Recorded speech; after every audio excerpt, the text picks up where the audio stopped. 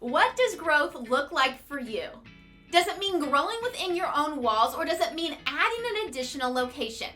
Maybe you're in the process of thinking about adding a new location, but before you do, let me tell you a story about Jim and Kelly. Jim and Kelly ran a really good dealership.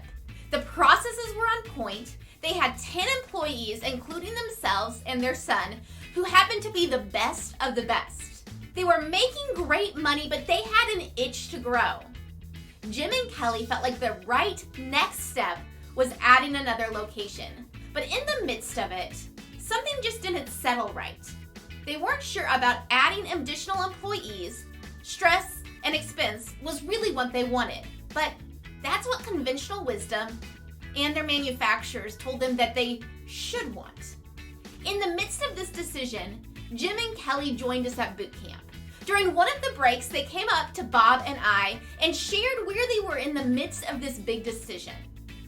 They walked us through how while they felt like growth was the right thing, they didn't want to do it at the demise of their current location or their time as a family.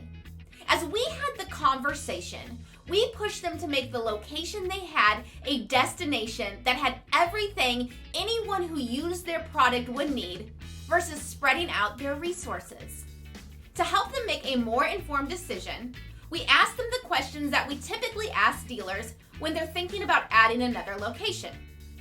First, can you walk away from your dealership at season and still have it operating as if you were there?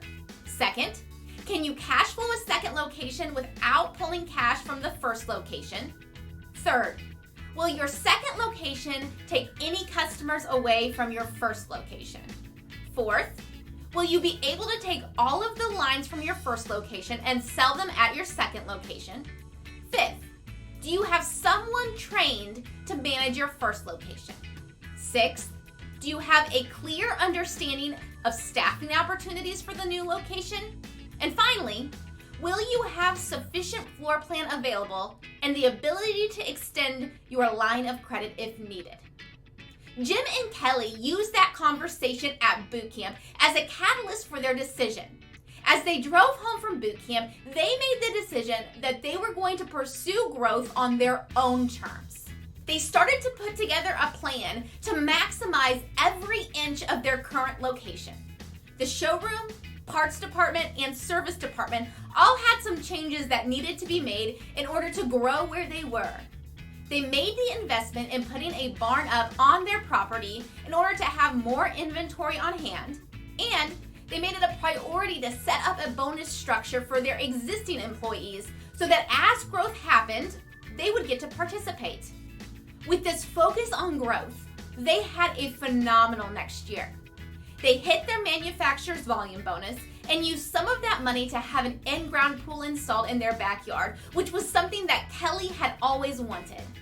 The best part was that she actually got to use it. Because instead of running themselves ragged between multiple locations, Jim and Kelly were able to maintain the same expense, maximize profit, and enjoy more time with their family, now just around the pool that Kelly had always dreamed of.